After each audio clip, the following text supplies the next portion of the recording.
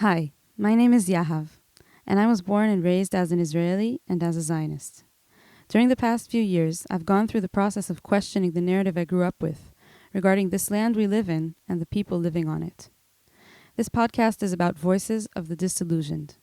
Each episode is a one-on-one, heartfelt conversation with an activist who supports the Palestinian struggle, telling the story of the journey that led them to see through what they were taught. Each of these people have their own unique path that I believe anyone can learn from. Whether you're a Palestinian or a Jew, living here or abroad, or just anyone who feels strongly about this subject. I hope you learn as much as I learned from them about how to build a better future for all people between the river and the sea. So for this episode, I want to introduce you to Odeliya. Odeliya is one of my biggest inspirations. She is currently getting her bachelor's degree in media studies, worked up until recently in the Negev Forum for Civil Equality, and teaches groups of teenagers about the political context we live in and how to understand systemic violence. I know every demonstration she joins will be filled with joy no matter what, since she has her own special way of doing everything in life with a smile. She is a free spirit, working relentlessly so that everyone else can be free as well. And with that, I hope you enjoy this episode.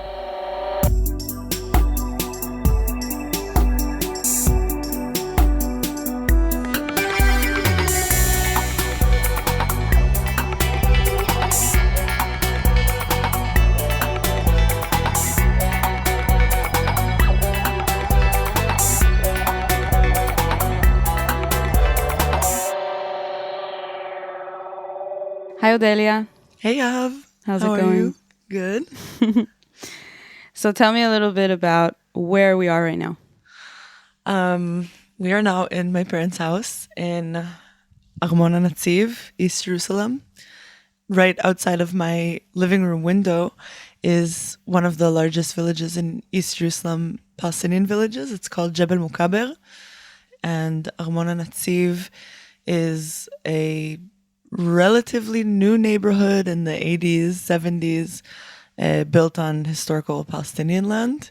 This is where I grew up, where I was raised. If you can see in my backyard, there's basically a hedge. It's the border, the literal border between Jewish East Jerusalem and Palestinian East Jerusalem.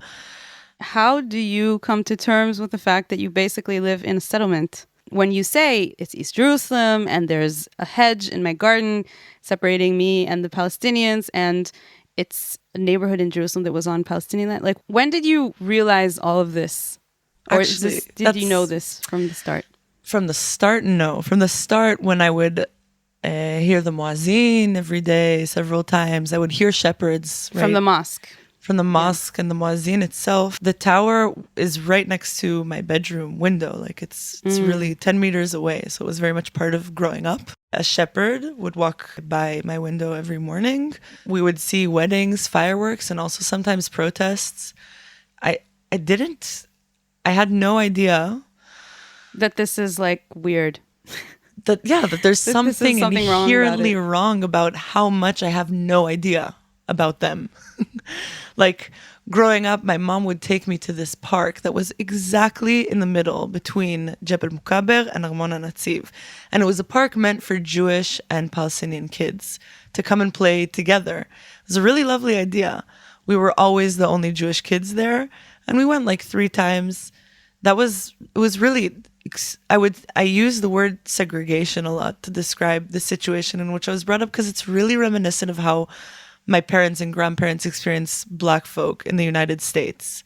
Like I see how much separation there is, whether it's written on the wall, like blacks and whites only, or Arab and Jewish only. Like this neighborhood right next to me is accessible to Palestinians, and they do not have access to my neighborhood, which is right next to them. Or services, or even municipal services like garbage disposal. Like they burn their garbage right across the street from me. On an environmental level, we both pay the price, but they actually don't have access to these basic services that I do. And it's like literally 15 meters away. The moment I realized that this is so weird is when a friend of mine I'd met traveling, his name is Mohammed Ali. He's French Tunisian, came to visit me. Other than the fact that he was stopped in 3 months 10 times by the police in public, predominantly Jewish spaces, and searched, and it was not an easy experience for him. When he came to my home, we went to the garden. I said, look, this is Jebel Mukaber. I know 3 people from here, but I don't really have, any deep connections or like a good neighbor friendship. He just jumped over the hedge, went to the family across the street, Wow. and milked goats with their family and like sat and had dinner with them. He came a few hours later and he's like, they're the most beautiful family in the world. Wow. And then you Mom. realized, like, I've lived here my whole life and I haven't had that contact that he's Never. had in a few hours. Never. And they're Wow. lovely people. He described them to me one by one. He tried getting my mom to come and let's go, let's bring food, let's introduce each other. And my dad vetoed the situation, and then my mom felt uncomfortable. So it didn't move past that moment of, wow, he just made that switch in a second. Wow. And it was beautiful. So tell me a little bit about your parents, where they came from. Why are they living there? Like, what's the situation? Wow, my parents are fascinating people. They are. And have influenced me completely. Like, I guess I kind of grew up in a sort of polarized environment, because on one side, my mother was one of the first female reform cantors in the world. She was very much a part of Women of the Wall, which is a feminist group who want to pray at the Western Wall in Jerusalem. That's a different kind of segregation between men and women. That's a Nachon. different kind of struggle. Exactly. Yeah. So she's also, I guess, what you would call a flower child, is very much into music and spirituality, and really has the kindest heart that I've ever seen. So very, very compassionate towards the human struggle in general. She was also raised by people who were part of the struggle for civil rights and for Black folk in the United States, and the kind of Jewish Black alliance. Yeah. My grandpa Leon. My dad is a very interesting guy. He was kind of in this journey towards being a businessman in Miami, Florida. He decided that life is too shallow for him. He wanted to do something crazy. He was in the Peace Corps in Colombia for 2 years. And then he made Aliyah to Israel. First, he was a shepherd for 8 years in a kibbutz. Wow. He joined the military at the age of 29. He was in the first Lebanese war. And afterwards, he became a tour guide for mostly Christian tourists, mostly evangelist tourists, and I guess very people who support Israel very much from all over the world, who come for tourist purposes, Jews and Christians mostly. And over time, he has become more and more religious Zionist. Their relationship is really interesting because he does not comply with Reform Judaism or feminism very much at all. On the other hand, I think that he has given me the gift of knowing how to respect, but also resist rhetorics that are xenophobic, racist, chauvinist, or just different than my own. That's so interesting, because when I put myself in the shoes of people who are listening, I'm asking myself, how did those two things go together? How the hell does someone who shows around evangelic Christians who are huge supporters of Israel and of Zionism, and also raise his child to resist xenophobia and racism and all that? He did not raise me to resist these things at all. He raised me on the very principles of Zionism. On my way to school every morning, he would stop at the Tayelet in East Jerusalem with the view to the old city and say the Shema, say a Jewish prayer, and say, look at this. This is the most beautiful view in the world. Thank God you are here. And this is ours. One day, Simba, all this will be yours. Exactly. Wow. Exactly. His 3 rules for me, if I break one of these 3 rules, he will have a funeral for me. He's been telling me this since I've been 16 years old. Oh, wow. A, if you get tattoos, I have several for those Yeah. listening. B, if you are with a woman. I've done that several times. Wow. And the third is if I'm with someone not Jewish, which is my last relationship and a half. Wait. So you've broken all these laws. I've broken all the laws. And the funeral has not happened It's yet. like a prophecy, like a self-fulfilling prophecy that I'm Definitely. like. And I used to always ask him the funny thing that I would do to kind of break his adamance about like these specific rules is ask him like funny, humorous questions, because I deal with my dad with humor, and our relationship is really good and funny because of this, I believe. One of them was like, what if I marry a Jewish female rabbi? No, it's not even funny.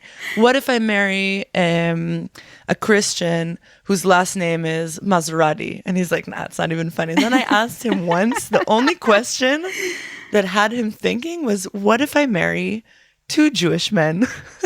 Oh, okay. And he thought twice. Like he actually thought twice. Like that seemed the most reasonable of my questions.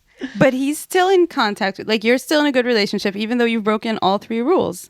Mm-hmm. How does that work?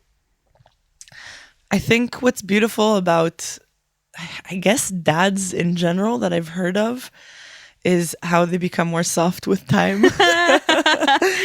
It's I'm sure that's not like something that you can easily generalize, but it's something that I've related to with a lot of people, especially in circles of like activism or radical thought, whose parents and queerness, parents, especially dads, go through a process of realizing like, you don't want to lose me, you love me too much. And I think I've earned his respect in many ways because I don't know. I work really hard, and I practice what I preach, and I understand, I think, complexities that he can sometimes say that like the left or the LGBTQH community doesn't understand these complexities. I don't know. I just try to hear him out before I put myself, on the table. It is interesting to me to hear that you grew up in East Jerusalem with this kind of mentality at home, and you're now like the most badass, anti-occupation activist I know, basically. There's so many badass people out there. I know there are a lot of badass people. That's part of the idea of this podcast, is kind of getting to know some of them. But really, you are like, you've gone through so much. I really want to ask you about like, how does this look? I know that you in high school, you would hang out with all these like settler kids, like these street kids from Jerusalem. Yeah. For those of you who don't know, Jerusalem has a lot of poverty, and it has a very high rate of teenage homeless people, I guess you could I would call it like a lot of people are really lost in their teens from the area around Jerusalem, from settlements. And then they come and they hang out in Jerusalem in the streets. In the streets, like it's drugs from a very young age. I still love a lot of these people, yeah. Like I haven't cut ties with all of them, and there is political background to cutting those ties, but they're also like really interesting, complex people that have also heard me out throughout the years. Like they've seen me change and are curious or reflective, which I think is really powerful. But yeah, I guess when I was growing up in Jerusalem, there was part of me that was really intrigued by this idea of community revolving around ideology, Jewish Zionist ideology. There's something that religious people do, which is called lishmor negi'ah, or to not touch the opposite sex until you're married. No, or other than who you're married to, because even when they're married, they don't touch other people. They're not their spouse, yeah. I thought it was really sexy. Like I was like, that's of course a cool you did. idea. I want to try. And I like lasted 2 weeks, and it was just a failure. But I was trying, I think, to incorporate. Like I saw like this vision of living in a settlement called Bat Ain, which is a really intense, eclectic, I guess hippie, spiritual, but also super militant settlement. I'd hung out there with a lot of people for a while. And I saw myself living there with 6 kids, and I was like, that's my dream. 16-year-old Odeliya, that is my dream. Bat'ain is really considered in the mainstream Israeli concept as maybe the most extreme type of settler that you could be. It's the extent in Bat'ain is that they won't put a gate around their settlement. Like they won't have this sense of security kind of with a physical gate, just because they know that people will be scared to enter from the get-go. Like they are all well armed. Yeah, they're so well armed and so intimidating that Palestinians will not even get near. But they have like the army isn't guarding it? I'm sure the army is guarding it because they're obliged and because that's how it works. But not having a gate is a really big statement. And I remember that no was settlement badass does that to me. Yeah, it's wow. It's messed up. They've experienced messed up shit, but they've also applied messed up shit. Like it's not easy to be there. It makes you a harder person. And I think something that I reflect on when I look back at that period of my life is the Israeli mentality. We've talked about this before. The Israeli New Age mentality that's really predominant with people who finish the military, go to India, practice Hinduism and Buddhism, but, like kind of surface area, believe that everything is for the better in a sense. And that everything is for a reason. And everything is for a reason, which really immobilizes critical thought. And I saw that there kind of for the first time is when I met like a lot of the settlements. They're really beautiful, spiritual, magical spaces that are living in a really deep illusion to a certain extent of the amount of damage that their very existence has. They go through a lot, as I would say, like really, I think growing up in East Jerusalem is not so simple it's much harder for a Palestinian. I don't put these in the same proportion, but as a Jew, I saw my dad was present in 3 different situations of attacks, like in a gun attack and in a truck that ran over a group of soldiers. My dad was right there on his bike and witnessed the situation. He was in a bus kidnapping. It wasn't simple to have the knowledge that this is possible at any given moment. I would say part of the rhetoric of Jews who live in the settlements is that Jews in Tel Aviv, first of all, are also part of the occupation directly. Yafa. It's one of the saddest stories I've ever heard, what happened with Yafo and Tel Aviv. But furthermore, they live in this constant fear that I think for them justifies the position of continuously controlling another people because it's the only way.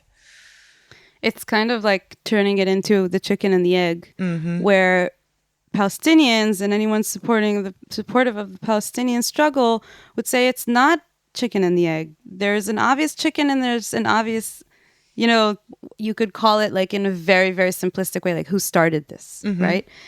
But if you were born in Bat'ain and that's where you grow up in this spiritual, magical space that you know of, and that is your reality, you really don't know anything else other than I am constantly under attack. Right. These are the kids that you would hang out with when you were in high school. Yeah, part of my friends were definitely people who've also continued in that direction. I know that something that kind of hits, I think, a lot of like pro-Palestinian Jewish activists at some point is the very fundamental realization that you've been lied to. And that happened it keeps happening every day. Every day. Every single day. Even after you thought you were disillusioned completely, you're like, wow. It's like every population that isn't Ashkenazi ate shit from this government along history. Definitely. Every single one, like you don't hear of anything that just, I don't know, went well. That's how it seems. And some Ashkenazim as well. Obviously, like a lot of people went through shit and discrimination for different reasons, and we know of like so many different things that if you look at them like with clear sight, you'll be like, that is so fucked up that people had to go through that to serve this ideology, to manifest this Zionist dream, you know? Can I share a struggle that I've just become involved with Yeah, with you? sure.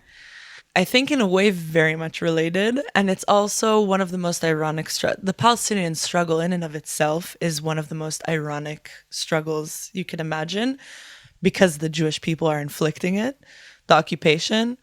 In my opinion, it's like this irony that we live with on a daily basis. Once you kind of like, it clicks. Because we were convinced that Zionism is Jewish liberation, and when you speak of liberation, it's very ironic to be oppressing someone else's liberation, preventing someone else's liberation in every sense. Even that's why. One of the last discussions I had with my dad was about the struggle for land rights in the Naqab, where there are Bedouin Palestinians with Israeli citizenship who have no access to agricultural land. And they won't. They're not going to be given access to agricultural land. Which is only one of the things that they're not given access to. No basic infrastructure. Like, really, we'll reach that discussion later. Your job later. But one of the things that I asked my dad was, when you hear about this situation and you reminisce what our great-great-grandparents' situation was in Poland, exactly the same. That they weren't allowed to have Jews land were rights. not allowed to have land. That was just a basic fundamental thing. And my dad, when I told him about the Bedouin struggle, he would say, but it's reasonable. It's a state of Israel. It's Jewish land. It's Israeli land. It's Israeli soil. And I was like, so what do you think about the situation in Poland? Was it Polish land? It belonged to the Polish people, and Jews could not live on it under any means? And it made him think twice. And that's the irony. Like, there could be a situation with equality here, and with basic human rights, and with opportunity to grow and develop by people's own means and conditions, and not the Israeli westernized Ashkencentric condition of like forced urbanization, for example. Yeah, which is totally one of the biggest problems of the Bedouins in the Negev. Yeah. It's a very familiar mechanism of colonialism. Forced urbanization, like the Amakoja in South Africa. It's basically the same tool, the same mechanism. I want to go back to 16, 17-year-old Odeliya, hanging out with the settlers, with the hippie, being all super cool, skipping school, and then enlisting in the army. Oh, yeah. How does that work? I mean, some of the people that you were hanging out with were actually so extreme that they didn't join the military. They didn't join the military because in their eyes, the military was going against the settlers. It wasn't doing enough to protect the settlers. It wasn't doing enough to build on what they consider as Jewish land. I think my friends who didn't enlist in the military are divided into two, because I did have a lot of settler friends, and I also had a lot of just like eclectic friends, people who had psychological issues as teenagers. So people didn't enlist for several reasons.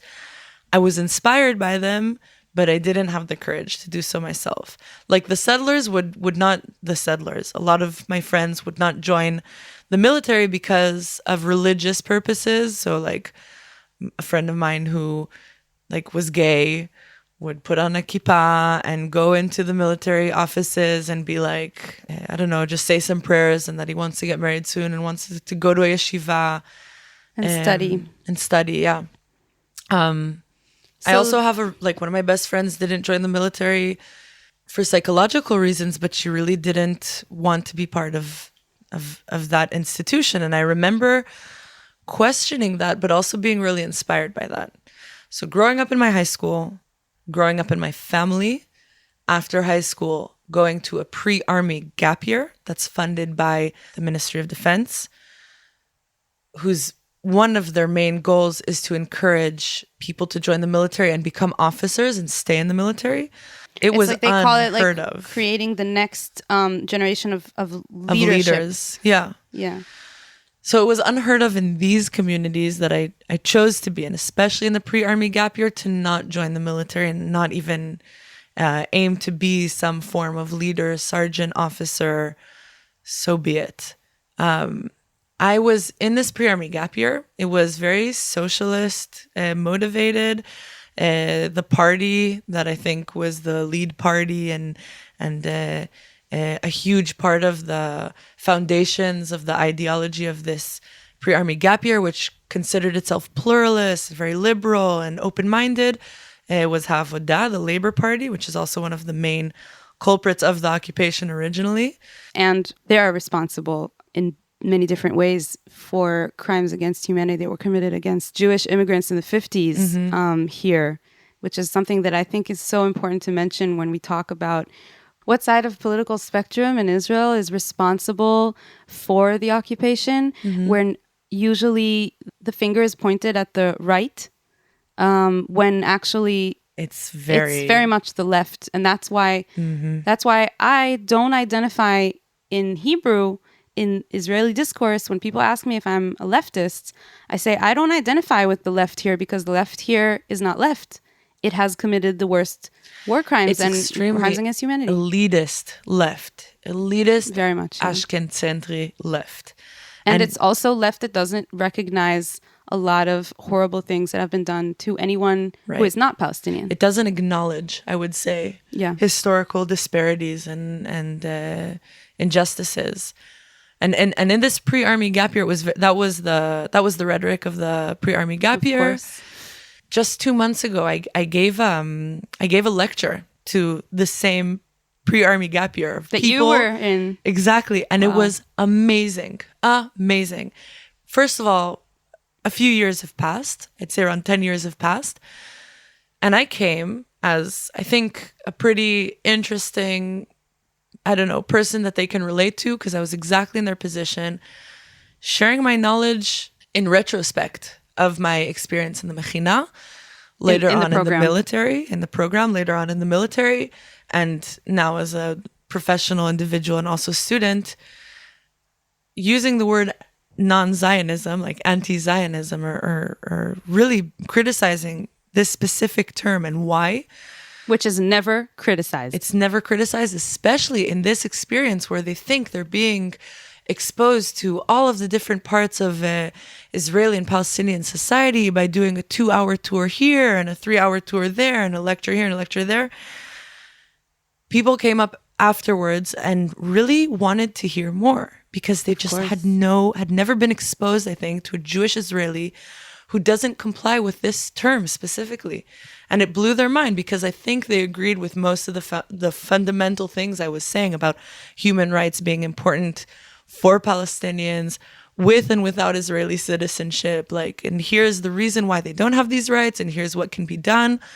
It's very simple, by the way, the situation in the Naqab, which we'll get to. But that was an interesting experience. So after this pre-army gap year, I did another half of a gap year with a group called Hachalutz, which is the pioneer. This is the most Zionist thing ever. God. It's very classic Zionist. It was all about let's just farm, which I love farming, but not in this sense. And be the first and create new settlements that are open-minded and are better than the right, elitist to the extent that they're better than those settlements. My settlement is better than your settlement because we're more, moral. Or my settlement brings all the Jews to the yard. That is so just cringe. I just cringe. Yeah, it's pretty cringy. Hearing that. That was a cringy you remake. Have come such a far way. You have come such a long way. Yeah. But the interesting thing that happened right in between that experience and the military, I was kicked out for smoking weed on a roof. I was like, oh God, come on. This is so annoying. This is so annoying. Everyone is smoking weed. I was kicked out. Okay, what do I do with myself? I went and lived on a permaculture farm, and I met several people who are not joining the military, living in a self-sustainable, magical place where I guess spirit, politics, and critical thought were aligned for the first time in my life. Wow. I saw... That's rare here. Wow. Brilliant young minds, 18, 19-year-olds who are fuck the army. I don't want to do that. I want to learn how to grow my own food. I want to start this project. I want to do art. I want to do research. I want to be an academic. Just people who are brilliant, young, and critical. And so in these And also 2 connected to months, spirituality and to Judaism, mamash. which is very rare here because they have convinced us and they have structured society in a way that there are these dichotomies that if you say fuck the army and, I'm not serving that system and I'm not going to take part in that, usually historically, and this is again the elitist left that I don't and you don't, feel that we're part of, usually saying that goes together hand in hand with and fuck religion. And or fuck Judaism. And that is another thing. That's, I think, one of the main reasons why I feel like I am not part of that and I don't want to be part of that ever, because I cherish my Jewish heritage and I'm a spiritual person and I connect to what Judaism has given me in the spiritual sense. And putting those two things, screw the army and screw Judaism, I don't understand how that goes together. I used to, obviously, because that's what they teach us. They teach us that it necessarily goes together. And if you're opposing the occupation, then you must be secular and liberal and white and Ashkenazi. And, you must be hating on religion and more traditional ways. And that's not how it has to be. This is a good time to shout out to the fellow Jews against occupation. You don't have to in support the US, in the EU, and you don't have to support Zionism to be a good Jew. Wow, not at all. I'm so inspired by Jews all over the world who are like. It's hard on one hand because I've met a lot of progressive Jews. It's even harder for them than it is for us. Oh, for sure. They have to deal with a lot of anti-Semitism, for example, that we are unfamiliar with in Israel to the extent that people experience in other countries. Definitely. And they also feel like they've been told, just like us here, they've been told, but in a different way, that, if you don't support Israel and you don't support Zionism, then where is your Jewish belief? And that is a lie. This beautiful movement of reclamation that I follow and I watch, and it gives me so much joy and power. Me too, yeah. Just to see like Jews who are practicing the very fundamental ideas that I believe Judaism is about. Although I think I can't claim that Judaism is about one thing or another, but the parts and the pieces that I've adopted for myself have to do with humanism, equality. Ki ger hayta be'eretz Mitzrayim, you were once a slave in Egypt. You were once a foreign person in a foreign land. And that very fundamental piece of empathy, I think, is like the most powerful thing for me in Judaism. Questioning and questioning and questioning. And I see this movement all over the world because I think also, we can agree that one of the things that needs to happen for Palestinian people to be liberated is international support and recognition. Of course. Like it's impossible to do it single-handedly with Israeli Jewish people because I just think it's going to be very difficult and it's going to take too long. Oh yeah, and we're up against very, very powerful force. I won't even go there. That's just like a whole conversation that we don't even want to have, because I want to hear about how 18-year-old you handled, a lot of the things that today are very clear to you, but then used to be these questions that have just started sprouting. 18-year-old me, I would say, was very much trying to comply with the people around me. Like, I think I was special in my own way, but I was also really scared to question things and to go like all the way. Yeah. So you met these 18, 19-year-old amazing people in this farm. I think in these 2 months, I started learning, like really just like being a caterpillar. Like I have to eat as much information around me. Then I'm going to go into the hibernation stage. Yeah, where I just have to go through this process, and this digest information, and then I'll be a butterfly. What ended up happening... I really, really relate to that metaphor. You relate? The very hungry caterpillar. Yeah, I think being around people who were cool to me, like very basic, like 18-year-old thoughts, like this dude is really cool. And he also won't join the military, and he also uses the word Palestine, and he also says A, B, and C. The second he just showed me that this is possible, I think I made the switch kind of automatically. by the time it was my time to join the military, I wasn't able to get out on time based on pacifism or psychological. You were already like in the system. I was in for the a long system. time. Yeah. They knew what job I would have. I was a sergeant in the education unit, and I was teaching, you're going to laugh, a course called Zionism. 60 hours. Among them, 5 were on the Holocaust, yeah. Like 60 hours a week? Or no, 60 hours? over 2 months. Over 2 months. Yeah. And who were the students? Very good question, Yahav Erez. The students, so the course that I was teaching was part of a unit called Nativ, which was a unit that would give soldiers who are not Jewish enough to get married in Israel, but Jewish enough to make aliyah. Like they're not Meaning- technically Jews according to the rabbinical, Exactly. Like their dad or one of their yeah. grandparents is Jewish, so they can make aliyah to Israel. They're encouraged to and join the military and even die for the country. But if they want to get married or in the past be buried next to their friends in a Jewish cemetery, they weren't able to. Like it's one of the absurdities of Zionism, and it's obvious that this situation is created because of the inconsistency of the Zionist ideology. It's like the most clear example of this inconsistency. Wow. It's like you're Jewish enough to come and claim this land as your own, but you're not Jewish enough to marry another Jew. It's a very clear reflection of the settler mindset.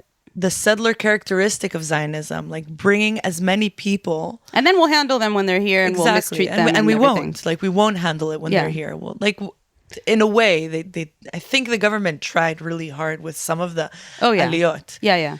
And then we're going to give them, while they're soldiers, because they've already enlisted and they've come here, then we're going to give them 2 months of get out of jail free card, as you call it. Mm-hmm. Instead of doing their job in the army, they're going to get a free course where... With a really hot sergeant. That's you. That's me. Who teaches them about Zionism and about Judaism. And then they can get like this fast track to convert to Judaism. Yeah. Like the legit conversion stamp.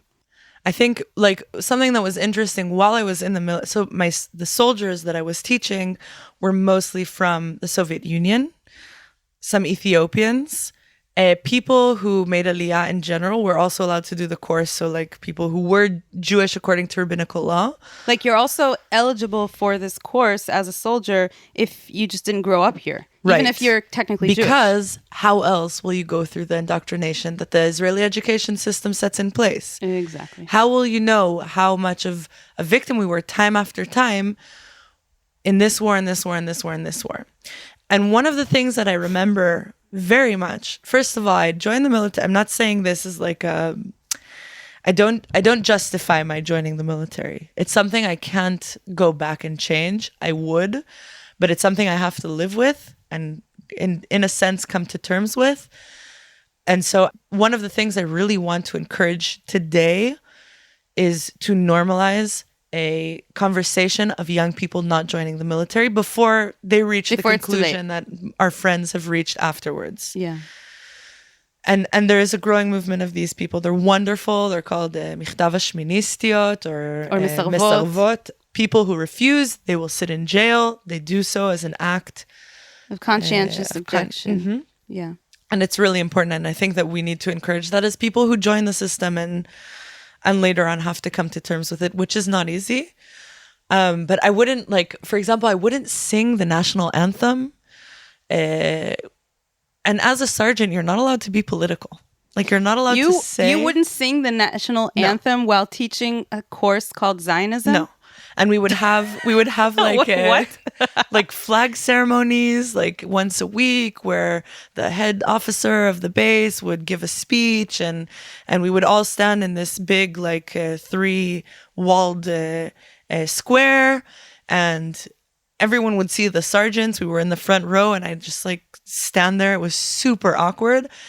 And so as I was saying, as a sergeant, you're not allowed to be political in the military. So I would teach classes and I couldn't give any like of my own opinions. Like I wasn't allowed to. You were supposed to go according to the curriculum. The curriculum is extremely political. And my officer gave me a talk about how are you not singing the national anthem? That's a very political statement. And I was like, what the fuck is wrong with you? Singing this national anthem is a political This statement. is so political. And course like it is. one thing that I remember I tried to do was give some kind of proportion to the students. And in my classes, we would teach about all of the wars as part of the curriculum. So every time we would teach about like the Yom Kippur War, the war in 1973, I would put the number of Israeli soldiers who were killed, which was 2,340, I believe.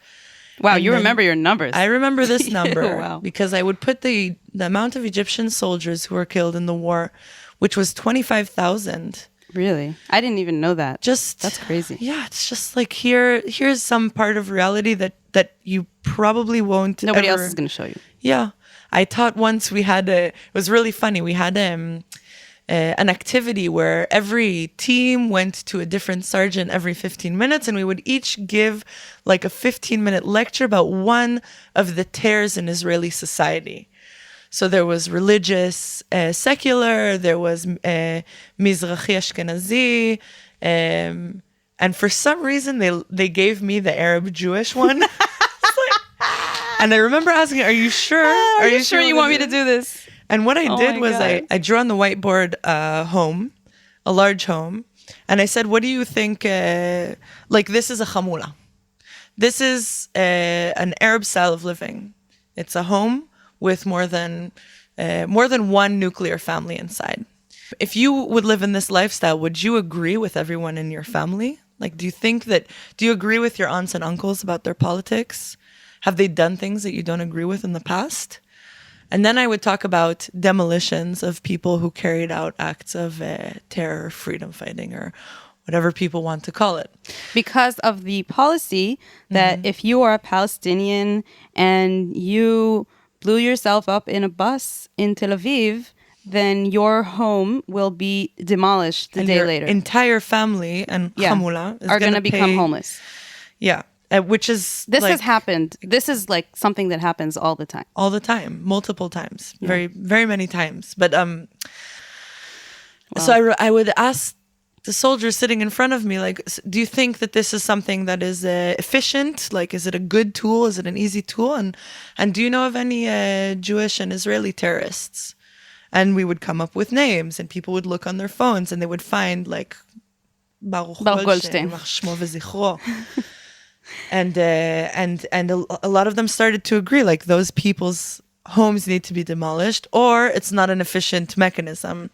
And then after two rounds, it's collective punishment is what it is.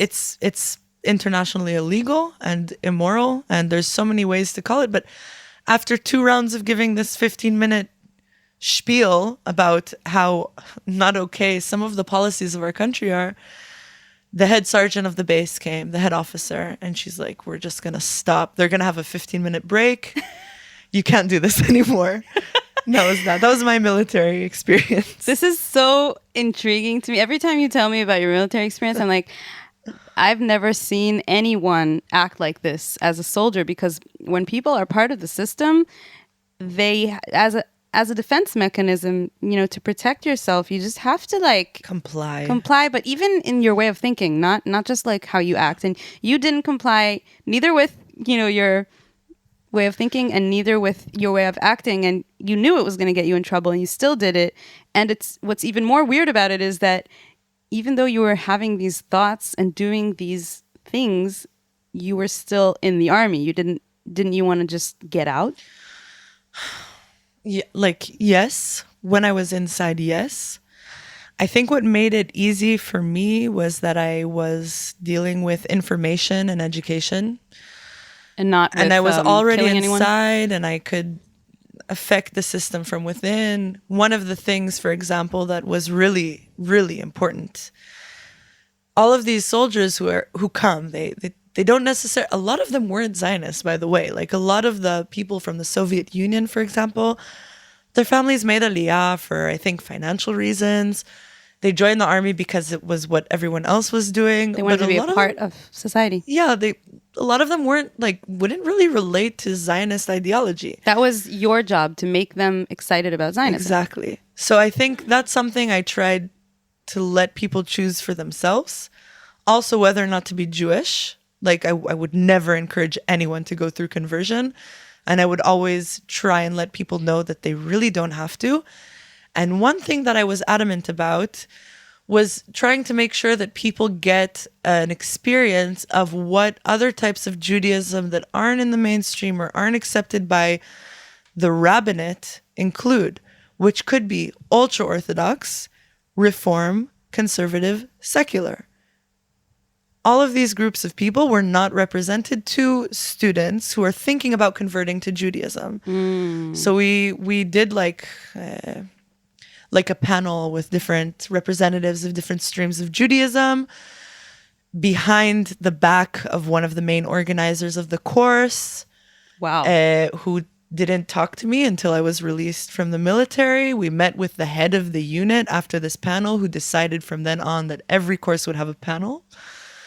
And there was like a big fight. I don't know. That's just something like that, I guess, was fulfilling for me in a sense of being within the system and changing it from within. Although I don't think that that's ideal for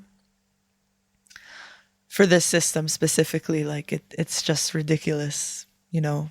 I think it's 18, 19, 20-year-old you trying to justify to yourself like why you're in this situation that you basically can't really get out of. Yeah. It's like a psychological mechanism. Yeah. But it's also, to those of you who haven't been in the Israeli military, most of the people who are listening probably, this is a real troublemaker. Like I don't know how much like people that are listening understand how much this is not, these things are not done in the military. Like you don't do them. Either you're not part of the system or you comply. Like you don't act like this. I think what's interesting about like being in the military, and it's very similar to the use of the word Zionism. The implication, the consequences of the body I was in and this word that I used are so extreme for Palestinians that today I couldn't, like, I see soldiers who are exactly in the position that I was in and I judge the shit out of them. Like, I see them and I'm like, wow, bemet, these people are the worst parts of society. They don't know how to think critically and they should have made a different choice and all these things. And like, I have to humble myself sometimes. Definitely. That is part of the biggest disillusion of the consequences that Palestinians had to face for things that we think are so normalized, naive even. Yeah, things that are very normalized in Israeli society. Like naive, like sweet. Like Zionism, it seems sweet to us, like a sweet concept and like a beautiful, victorious concept. And then you meet one Palestinian and you see them and you talk eye to eye. Like, what does this mean to you? And there, it's just shattered. What happened next that kind of led you to being an activist and being more awake to these things? I would say there's one specific moment in my life where it became from, I don't agree with my country's policies and I'll go to a few protests and I'll vote for the most leftist party you can find. For the most leftist party I can find. And that will be my sense of self and I'll just go on with my life while I have this in mind.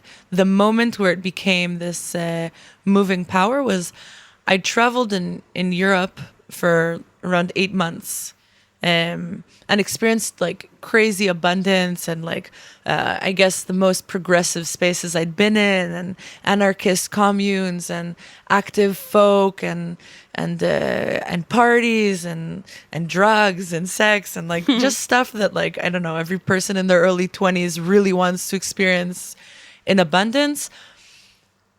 And then I thought to myself, listen, Europe seems to me like this utopia. I just read the book Candide by Voltaire, and there's a place called El Dorado in his book where it's just like the absolute best of all worlds. But he, for some reason, can't stay anymore. He has to leave and figure out what's going on. Like, what's next? And I started researching, like, what is Europe dealing with now? Because I'm kind of sick of what's happening back home. And I heard about Lesbos in Greece, which is an island. Back then, there were 3 refugee camps and tens of thousands of asylum seekers who had reached through Turkey to the island to reach the European Union. And so I decided to go. I organized a group of friends I'd met traveling from all over the world and volunteer with the refugee community and just learn about what was happening. Also an experience that was very interesting in the activism, NGO complex, or the superiority complex. Oh, Like, yeah. what do I have to give? And White saviors. Exactly. Like it As taught me a code word. lot about white saviorism. I was working one day in this like clothing distribution center, and this guy named Mustafa joined, and we were kind of like, people would come in with families and choose pieces of clothing and take them back to the camp. We started to talk in very minimal Arabic, and then he asked me I asked him where he's from, and he said he's from Gaza. And he asked me where I was from, and I said Jerusalem. And he asked me if I was in the military, and I told him, yeah, I was.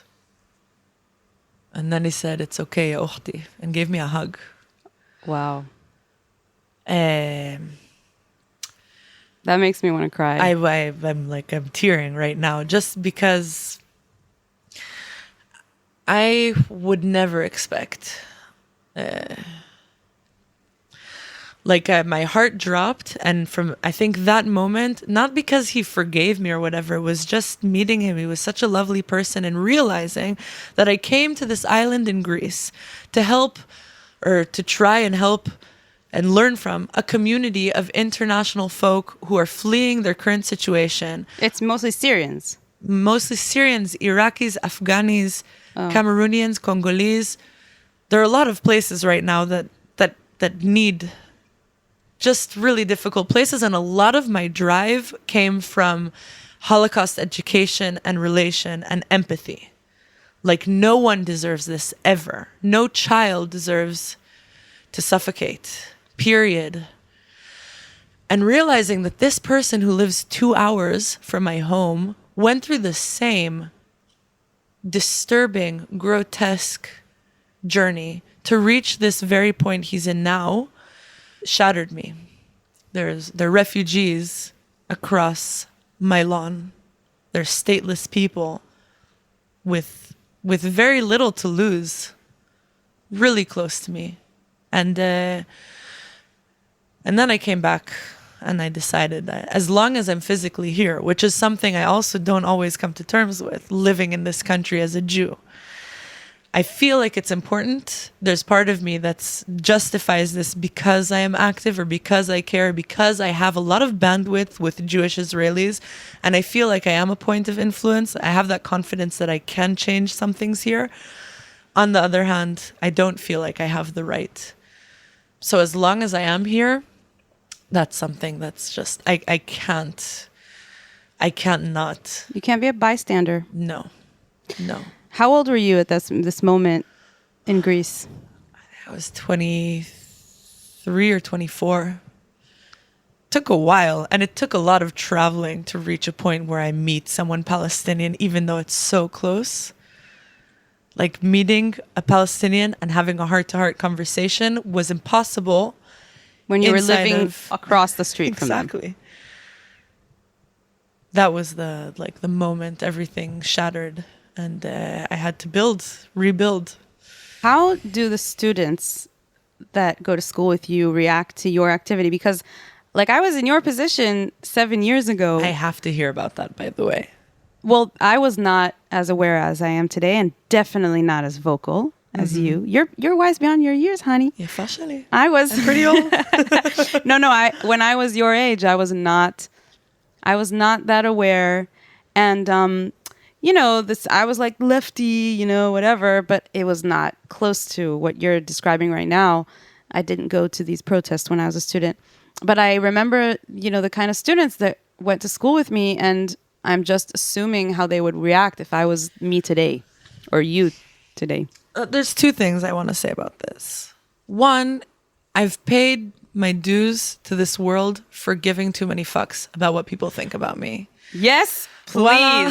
Thank you sister. Joining the military, even basic, like very basic, like until recently, I never dressed the way I wanted to dress. I just cared too much. Like it's very basic stuff. Like life is too short to care about what my co-students will say behind my back.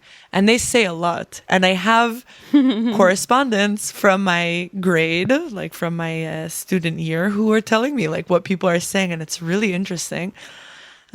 You're a hot topic. I'm That's a hot what you topic, are. and I'm loving it. Like I love the You're attention. owning it. I love it. You're being like, I love it, because I realize that when this is something they say, and I cannot stress how true it is. When you reach your 30s, you give no fucks anymore, and it's so liberating. Wow. And you have reached that point in your 20s, and I am both jealous and inspired. And I think that the only thing that basically helps me kind of handle me and my views and being so outspoken in this environment is giving zero fucks. That's the only thing that's, it's a beautiful thing, helping me survive. And it's like, that's what you need. And if you don't have the strength to give zero fucks, then the struggle is too big on you. Like, and you are like this. I feel like you're like the ultimate person who gives zero fucks and can handle this. I have a long way to go. And I think especially like, look, it's like my activism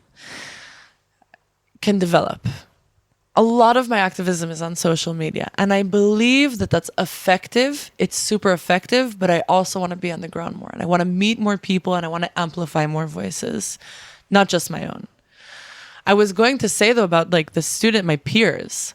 I think people are intrigued when they're challenged, and I think like when I met this one cool guy on a permaculture farm who was just critical and like, I don't know, interesting to me. Like Was he hot? Oh my God, so hot. Of course that helped. It's a subjective thing, but I really liked the way he looked. No, but just like people have reached out to me to have a talk. Like I've sat with people just to have political conversations because they want to know why I'm saying the things that I'm saying. In classes, with my lecturers, there's conversation to be had, and I think that I try to be accessible to anyone, even the most like really like intense right wingers. That is thanks to my dad, kapara alav. Really, I can handle it. Like I can handle it. It's just, it takes a lot of patience, but also look, I think something really interesting that I've learned from Palestinians is that just hating when someone is left-wing in their facade or pro-Palestinian in their facade, but won't touch upon their racism or their prejudice or their bias in a straightforward way. Like, there's no humor there. There's no friendship there. There's no livelihood there. Because if I hang out with a Palestinian coworker, for example, and we can't be critical of each other and have fun with each other. And I'm just always kissing her ass about how I am the occupier and she is the occupied, which is always present.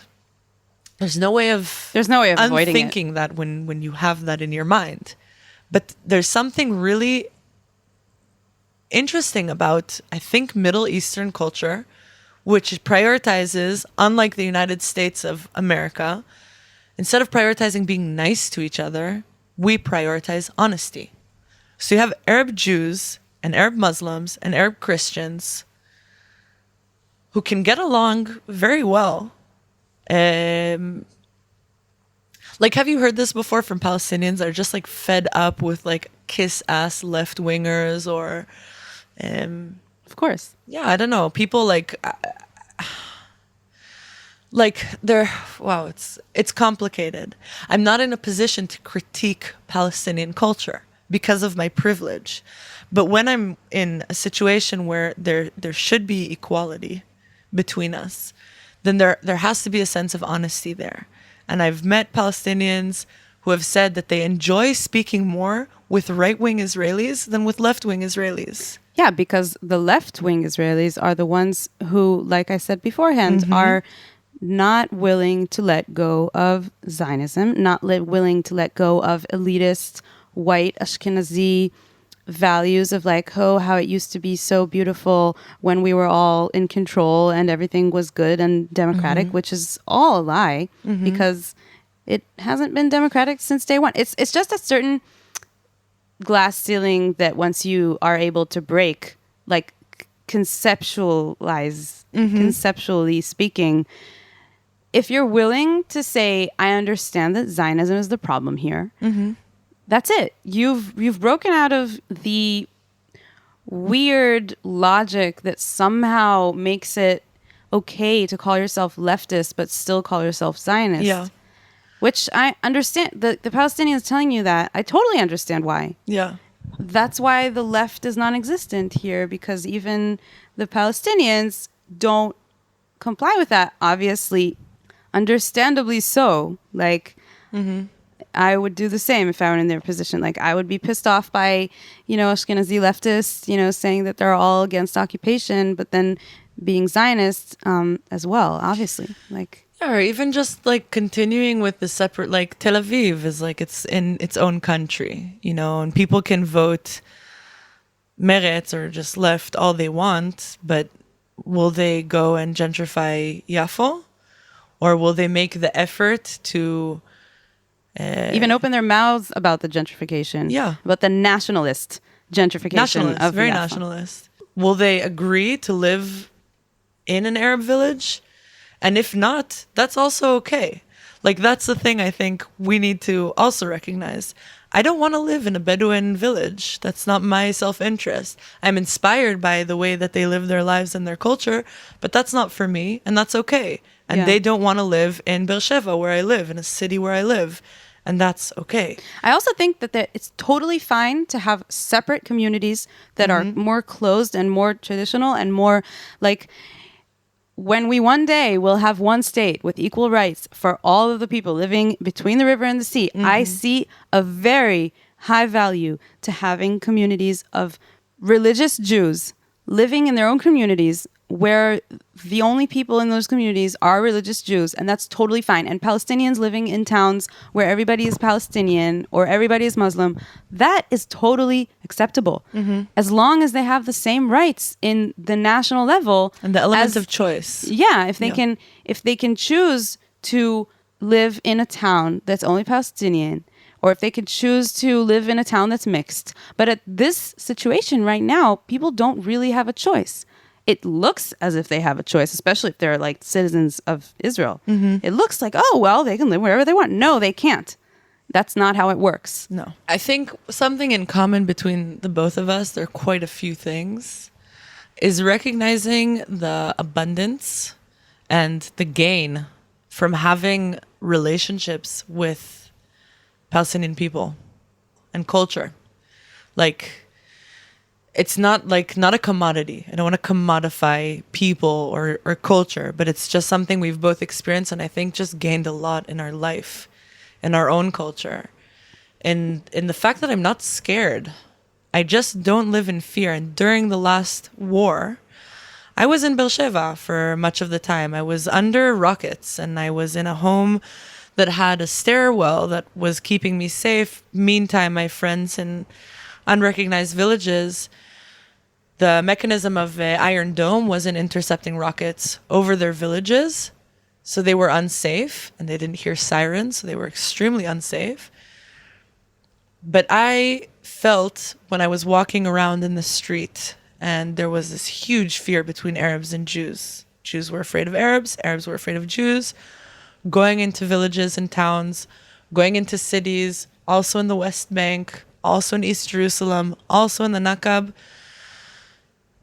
I felt a higher sense of safety. That's a privilege I think most Palestinians will have a really hard time finding, even when they have Jewish Israeli friends. Yeah, and also most Israelis don't have that. Right. That's also a privilege that for different that reasons. I have. But I think that peace of mind that I've gained from the last period of my life has been incredible psychologically, like this moment of truth where like I'm not alone here. I'm not alone here. I really relate to that. Do you feel Israeli? Do you recognize yourself as Israeli? Identify? What does it mean to you? Oh, that's like a question I haven't been asked since I was 19. Really? Yeah, where you do, maybe you remember that No, I- activity where you're like, what are you first, Jewish or Israeli? And I'm like, I'm course. Israeli and then I'm Jewish. Do I identify as Israeli? When I travel or when people ask me where I'm from, I say Jerusalem, occupied Palestine. But who I am, I think I'm very much Israeli in the way that I behave, like culturally. I also think that like it's something I have to own up to. Okay, I'm going to give another example from Lesbos, which I think is really interesting. And then I can wrap this idea up. One of my friends, Israeli, from Jerusalem, he studied art with me in high school. He came with me and he posted in a group of volunteers on the island. I'm a photographer. Here's my portfolio. I've done this festival and this gallery and this thing.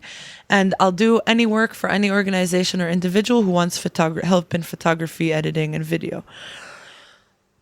One of the women, just to remind you, like the same period of time, Mustafa from Gaza gave me a hug and we talked about our identity together, and it was a really beautiful moment, and also a moment of accepting, which I think is not something that I take lightly at all or expect, but I think that was beautiful. A woman replied to my friend, the photographer's message by saying, "What are you doing here?" She was German. "What are you doing here? Go back to Palestine. You have enough refugees there." Like, what is, she's A German. German telling an Israeli, go back to Palestine, you have enough refugees there. Okay, Yeah, weird. okay, Very sababa. weird. Like, you're allowed to be here and be a white savior. But I'm not. I love it. No, like Oh, it's kind so of the sense of cringy. entitlement. And also there's a lot of things going on in Germany that you can take care of if you want to. Like, there's a lot of people who are dealing with a lot on their plate, including a huge refugee community and a historically oppressed Turkish people, and issues of integration and stuff that you can handle. But that wasn't the point. I think the point was him being an Israeli, although he is an activist that's pro-Palestinian. And if she'd look into his portfolio, she'd see that he's done a lot of like pro bono work in this field. And he also wants to be in Greece. That was something that really bothered me. I didn't think that there was reason for her to react in that way. And so I see that as like, if I tell someone I'm Israeli, because I am, because there is a state here called Israel, and it's not legal according to international law in many ways, and how we're applying this state is, it's wordless. It's like, it's terrible in my opinion, and there's a lot of work to be done. But yeah, I'm from here, and I have to own up to that. I'm Jewish Israeli, which means I have more responsibility for the occupation than any other population in the world. Can I ask you the same question, or is this like... I have so much to say about it. I will say, in short, it's important for me to mention that we were called the people of Israel before we were called Jews, and definitely before Zionism was an idea, and definitely before it was a political movement. So, Bnei Israel, this is what they called us for many, many years. Mm-hmm. Historically, that's what we are. And I think that the fact that Zionism hijacked that word, Israel, and made it the name of this place, of this state, I won't let that idea and that ideology take away from me my heritage. Mm-hmm. Just because they've decided that the word Israel is now used to refer to an apartheid state violating basic human rights of millions of people, mm-hmm. and that has been doing it for decades now, I don't see why I should let them claim that. And I see myself as calling myself Israeli, as kind of like reclaiming that word, that yes, Judaism and Zionism are not the same thing. Mm-hmm. And they shouldn't be. And I now understand that after years of being indoctrinated into thinking that it is. But the word Israel is also not Zionism. And it was there before Zionism, and it's going to be there after Zionism. Mm-hmm. It's part of who I am. And in the current situation, in the current state of Israel and the culture that it has created artificially, that I was born into and raised into, I'm not going to run away from that. And there's also beautiful parts in me and in other people that I love around me in this place that you can't call anything but Israeli. And yeah, it's complicated, but I still, it's not like people say, like, oh, you hate Israelis, you hate soldiers, you hate Israel. And I'm like, I have no hatred for Israel. Israel is part of our identity as Jews, and Zionism has taken that and made something really ugly out of it. And I'm not buying into that. Yeah, also, thanks for sharing. And I think that I can claim that because I oppose the occupation and because I oppose the Zionist regime and because I oppose what's going on here, and I won't be quiet about it until it ends. I think that me saying what I said about calling myself Israeli and identifying as Israeli, I think it's a responsibility. I'm not going to run away from my identity. I don't want to. I think that's something that never ends well for anyone. Even when that identity holds within it things that I'm not proud of, that's part of who I am. And I'm taking responsibility by calling myself Israeli and by telling, when people ask me where I'm from, I say Israel, Palestine, because that's where I'm from. And if they want to delve into who I am exactly and want to figure out what I think about it and how I was raised, then sure, yeah, we'll have that conversation. But this place is still the state of Israel officially, and the state of Israel is committing these crimes, and I'm living in it under its rules, and I'm not planning on leaving for many different reasons, mostly because it's my home and I love this place. And I love this place, whether it's called Israel or whether it's called Palestine or whether it's called whatever. But I also think that, just like you said, part of taking responsibility for what's going on here as Israelis is not avoiding calling ourselves Israelis. Is saying, yes, I'm Israeli. Yes, that includes a lot of things that we need to talk about and we need to oppose. And still, that's who I am. It's just how it is. I just need to accept that, and people need to accept that. And even when I travel around the world and people ask me what my name is, that's the most simple, basic. That's the first question that people ask you.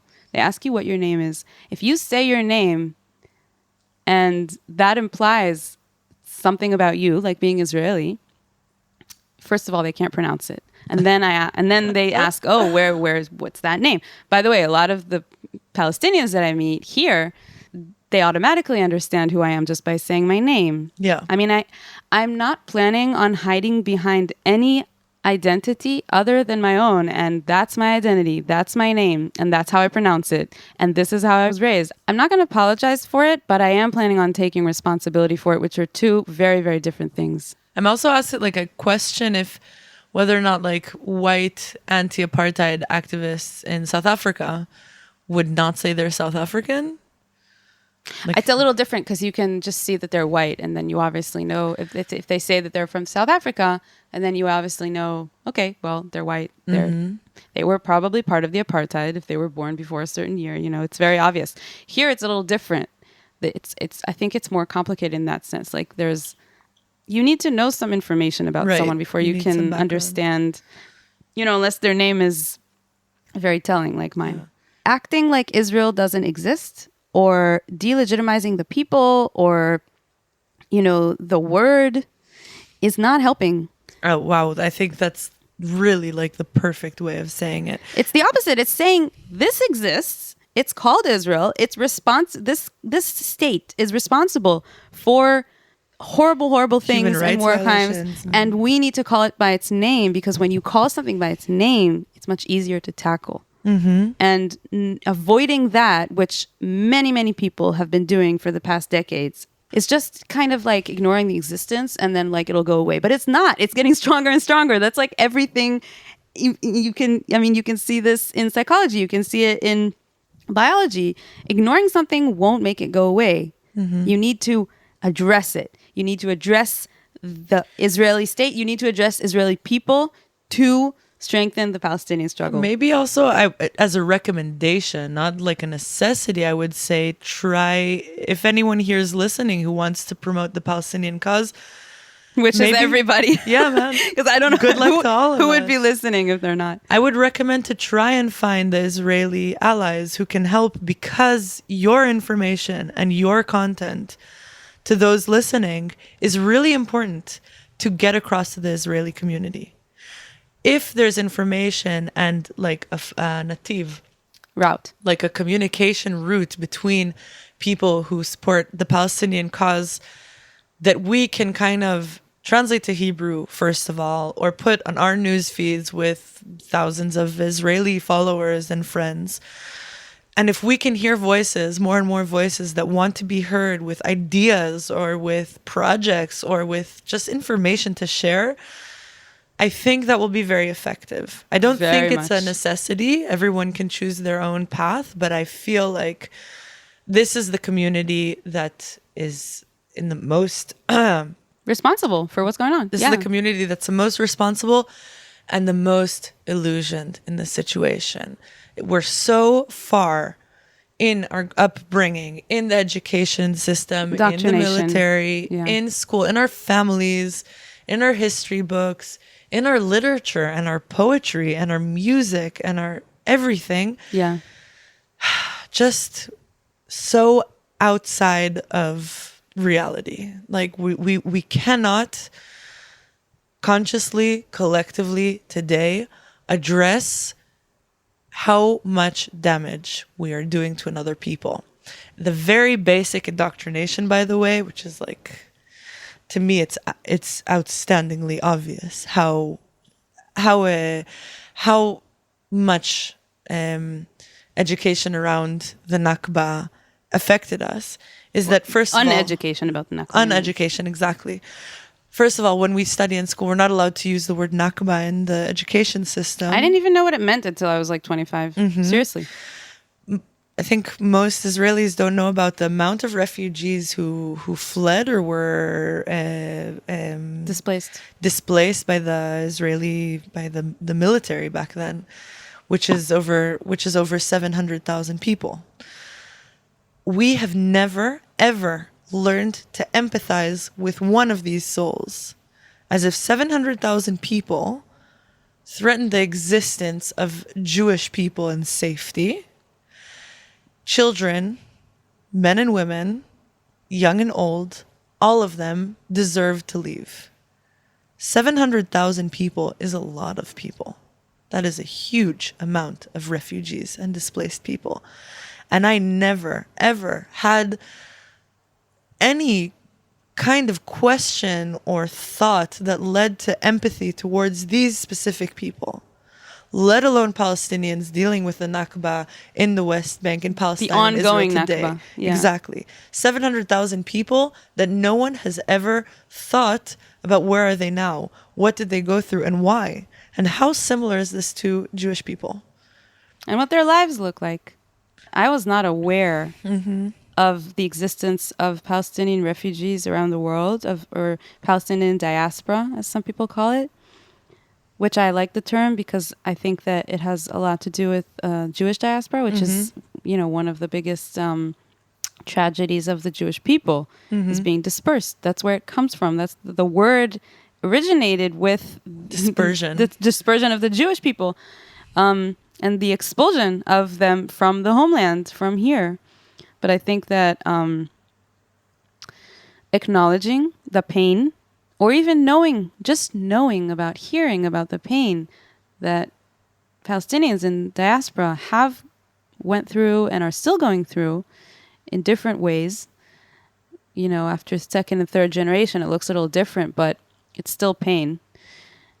That only encountered me when I was 26, 7 years old. And that says so much. I mean, I was aware of the fact that there are Palestinians living here under military rule, the occupation in the West Bank. I was aware of Gaza, but I wasn't aware of, millions of people around the world that have a lot of reasons to be very angry at me for living here while they can't even get a visa to visit the place where their grandfather was displaced from. It's really painful, and empathy towards that is I think it's critical. It's a critical, like, I guess, first step. Odeliya, it's been such a pleasure. You are such an amazing badass. I'm so inspired by you. I feel like as long as you're here with me on this land doing your thing, I feel like I'm not alone. That's A. And B, like, when I look at you, I'm like, yeah, it can work. We can live here with equal rights, and we can end occupation. And it makes me hopeful. So thank you for all the things that you do. That's like the biggest compliment I've ever received. Really, it's like, so I'm like, that's like the most beautiful thing I've heard, because it's hard to be optimistic in this place. It's really hard.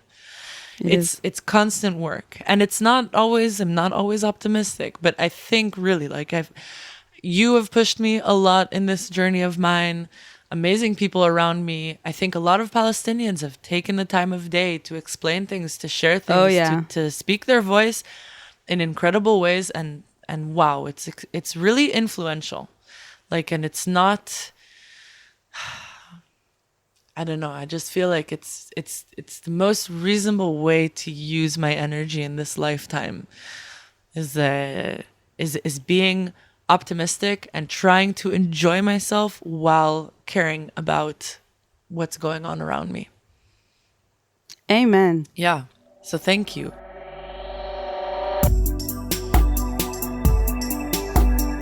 And that's the end of this episode. Thank you so much, Odeliya, for sharing all of your beautiful, amazing thoughts and insights. Thank you, Ro'i Geva, for the music that he composed for this podcast. And thank you for listening.